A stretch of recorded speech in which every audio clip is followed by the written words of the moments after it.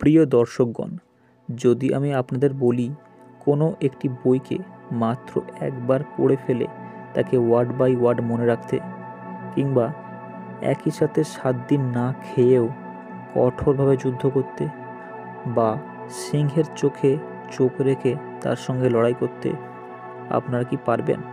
জানি আপনারা হয়তো ভাবছেন এও কি আবার সম্ভব।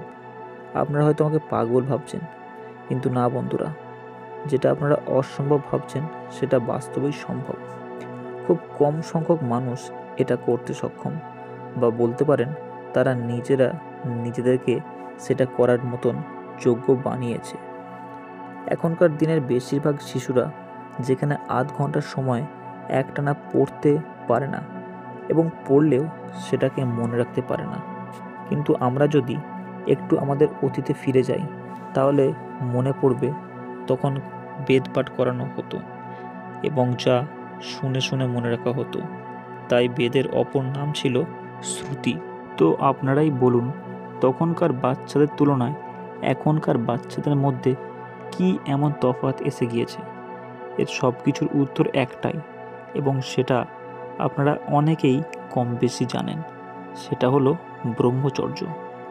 এখনকার বাচ্চাদের 90% হয়তো ব্রহ্মচর্য কি সেটা জানে না, আর জানে না বলেই আজ আমাদের যুব সমাজ খারাপ পথে এগিয়ে চলেছে।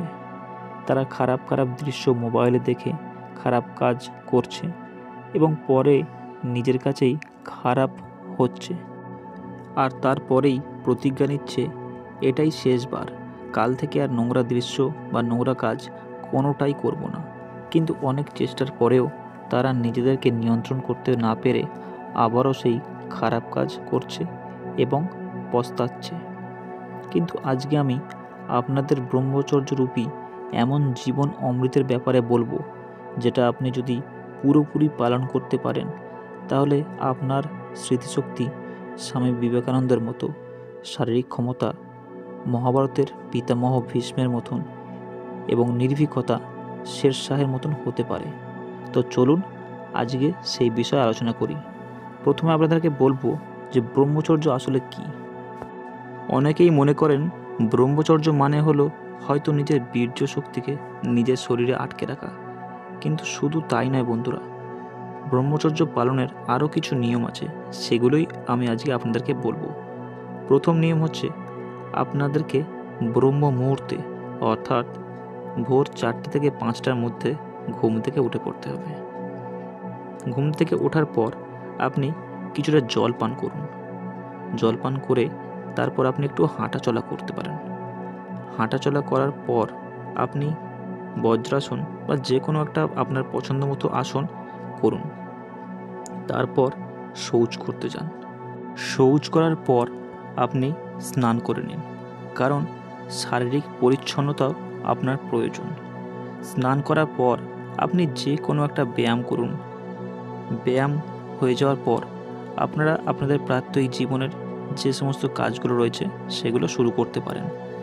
যে সমস্ত ছাত্ররা রয়েছে তারা তাদের প্রাত্যহিক যে পড়াশোনা সেটা শুরু করতে পারেন, এবং যারা নিয়মিত কাম করেন তারা তাদের কাজ শুরু করতে পারেন। তো এই গেল ব্রহ্মচর্য পালনকারী মানুষের প্রতিদিনের অভ্যাস। এবারে আসব ব্রহ্মচর্য পালন করার ফলে আমাদের জীবনে যে সমস্ত পরিবর্তনগুলো বা যে সমস্ত গুণের আবির্ভাব হবে সেগুলো সম্পর্কে। প্রথম, আপনার স্মরণশক্তি খুব তীক্ষ্ণ হয়ে যাবে।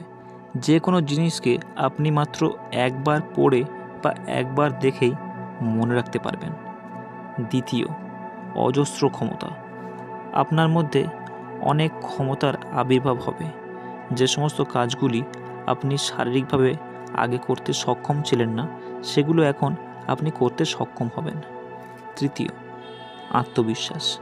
কোনো মানুষের সফলতার জন্য আত্মবিশ্বাস অত্যন্ত জরুরি, যা ব্রহ্মচর্য পালনের মধ্যে দিয়ে মানুষের মধ্যে আবির্ভাব হয়। চতুর্থ, নির্ভীকতা। যে কোনো কাজকেই কঠোর ভেবে প্রথমেই না বলে দেওয়া মানব জীবনের একটা সাধারণ অভ্যাস, কিন্তু ব্রহ্মচর্য পালনকারী মানুষেরা কোনো কাজ সেটা যতই কঠিন হোক না কেন নিশ্চিতভাবে সেটা করতে সক্ষম হন। পঞ্চম, ফোকাস। আপনি যে কোনো জিনিসকে করতে গেলে সেটার প্রতি মনোযোগ বা ফোকাস থাকাটা কিন্তু অবশ্যই দরকার। বিশেষ করে ছাত্রদের পড়াশোনার ক্ষেত্রে এটা অবশ্যই জরুরি। এছাড়াও আরও অনেক গুণাগুণ রয়েছে যেগুলো ব্রহ্মচর্য পালনের মধ্যে দিয়ে মানব জীবনে আবির্ভাব হয়। মূলত এই কয়েকটি গুণের কথা আমি আপনাদেরকে বললাম, এবং ব্রহ্মচর্য নিয়ে আরও একটা ভিডিও আমি আপনাদের জন্য পরবর্তীকালে করব। এই ভিডিওটা যদি ভালো লাগে একটা লাইক করে দেবেন এবং চ্যানেলটাকে সাবস্ক্রাইব করে দেবেন পরবর্তীকালে এরকম আরও উপকারীমূলক ভিডিও পেতে গেলে। আর বন্ধুদের মধ্যে এটা অবশ্যই শেয়ার করে দেবেন। ততক্ষণের জন্য ভালো থাকবেন, সুস্থ থাকবেন।